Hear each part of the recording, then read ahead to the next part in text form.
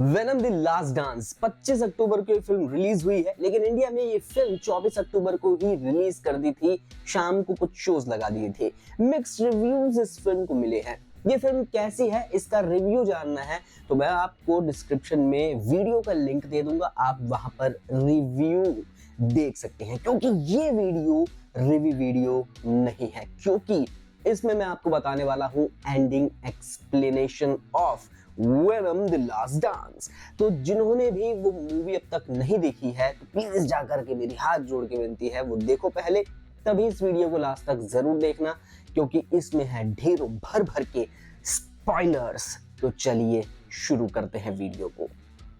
Venom the last dance नाम से ही पता चल रहा है कि इसके बाद और फिल्म नहीं आने वाली है कुछ टाइम के लिए। तो वेनम द लास्ट डांस यानी कि ये एक आखिरी पार्ट है उस ट्रायलॉजी का जिसकी शुरुआत 2018 में हुई थी। और अब जो है आखिरी पार्ट में एंड में क्या होता है चले जानते हैं उसके बारे में। एंड में हम लेके चलते हैं उस जगह पर जहां से उठाते हैं हार्डी को, यानी कि ब्रूक को, एडी ब्रूक को, और वेनम को भी साथ पकड़ लेते हैं, लेकिन इन दोनों को अलग अलग करके। सोल्जर जो पूरी फिल्म में इन दोनों को मारना चाहता है वो अपनी टीम के साथ लास वेगस में जाता है और वहां से एडी ब्रूक और वेनम दोनों को अलग अलग करके एरिया 51 में लाया जाता है। एरिया 51 में एडी को लाया जाता है और लाया जाता है वेनम को। वेनम और एडी दोनों को अलग अलग जगह पे रखा जाता है। अब सोल्जर यहाँ इन्हें मार देना चाहता है, लेकिन क्रिसमस जैसे तैसे जो है दोनों को एक कर देती है। अपने अंदर सिम्बियोइड्स लेके वो पहुंचा देती है एडी के अंदर, यानी कि एक बार फिर से एडी और वेनम एक हो जाते हैं, एडी ब्रॉक। और फिर उसके बाद वही बड़े बड़े मॉन्स्टर्स जेनोफिच जो है वो आ जाते हैं और उन्हें दिखता है कोड एक्स, क्योंकि उस वक्त वेनम अपने असली रूप में होता है। अब ये कोड एक्स क्या है, कई लोगों को बहुत कंफ्यूजन हुई होगी, क्योंकि सिम्बियोइड्स जो है और जो जितने भी वहां पर लोग थे उनके अंदर जाता है जब तो एक नया क्रिएचर जन्म ले लेता है, लेकिन सिर्फ वेनम के पीछे ही क्यों पड़ा जाता है। तो इसके पीछे की स्टोरी जो है वो 2018 की वेनम मूवी से जुड़ी हुई है। 2018 में वेनम जो है एडी को मरने के बाद या फिर जब वो मर ही रहा होता है उस टाइम पे वो उसे जिंदा कर देता है। अब फिल्म में ये दिखाया गया है क्योंकि वेनम ने एडी को मरते मरते बचा लिया था, तो इन दोनों के बॉन्ड से बनता है कोडेक्स। और ये कोडेक्स चाहिए नल को, जो एक प्लेनेट पर कैद है और उस प्लेनेट पर उसी के सिम्बियोइड्स ने उसे कैद किया था और सिम्बियोइड्स का वो पापा है। तो उसे चाहिए कोडेक्स और उसकी मदद से वो आजाद हो जाएगा और धरती पर जो है अटैक करेगा, सभी प्लैनेट्स को नष्ट कर देगा और अंधेरे का कब्जा जमाएगा। लेकिन ऐसा होता नहीं है, क्योंकि हमारा वेनम तो भाई सुपर हीरो है ना। तो जब पता लग जाता है कि कोडेक्स वेनम और एडी ब्रूक के मिलन से बना है, तो उसके बाद जो है सारे जेनोफिच आ जाते हैं।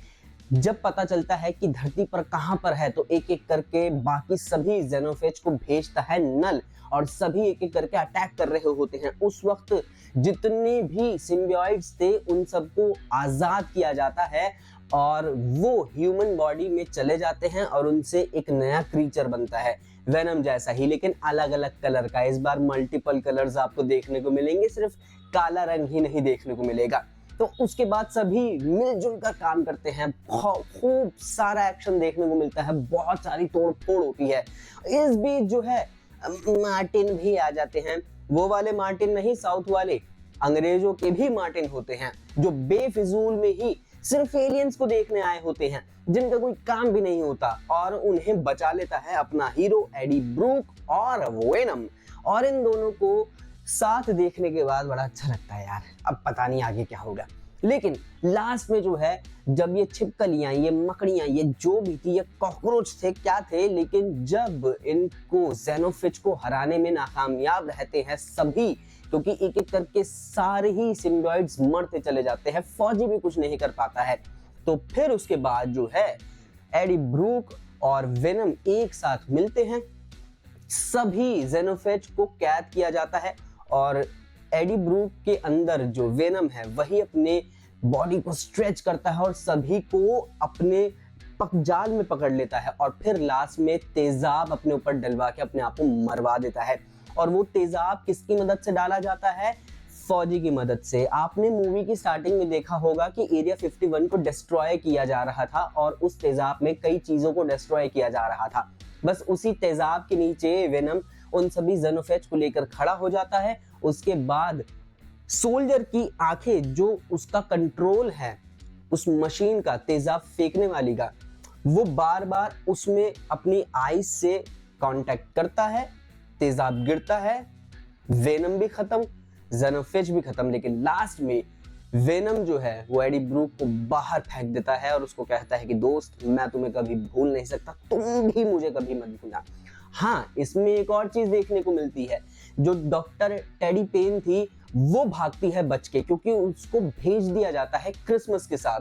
क्रिसमस गिर जाती है और टेडी को अपना पास्ट याद आता है कि किस तरह से वो अपने भाई के साथ भी भाग रही होती है जब बिजलियां गिर रही होती है।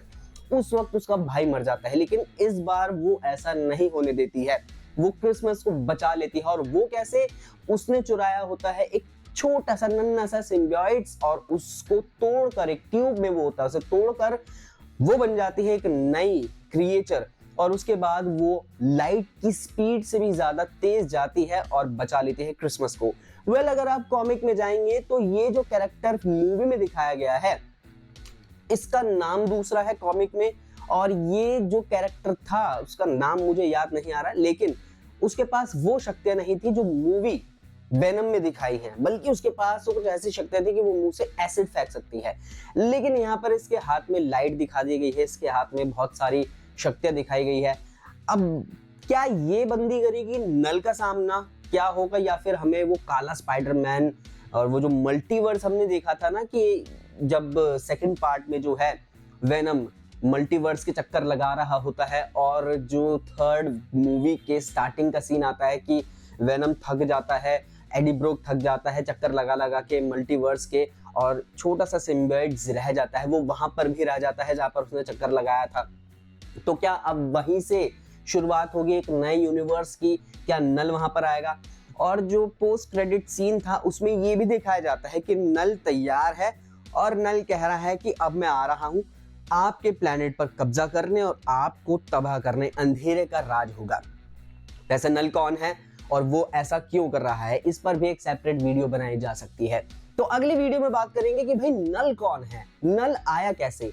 बिग बैंग थ्योरी से भी पहले जो है नल था, यानी कि जब यूनिवर्स में कुछ नहीं था, सिर्फ और सिर्फ अंधेरा था, तब नल था। और लाइट आती है नल को रोकने के लिए और नल को नल्ला बना देती है, तो उस पर भी बात करेंगे। फिलहाल अगर आपको वीडियो पसंद आई हो और आपको पूरी एक्सप्लेनेशन अच्छी लगी हो तो हमारे चैनल को सब्सक्राइब जरूर कीजिएगा। वैसे आपको एक डिटेल बताना तो और भूल ही गया हूं मैं, कि लास्ट में एडी ब्रूक को देखने के बाद बहुत दुख लगता है। चलो कोई बात नहीं, ऐसा तो होता रहता है बड़ी बड़ी मूवीज में। वीडियो को लाइक एंड शेयर कीजिए और चैनल को सब्सक्राइब कीजिए।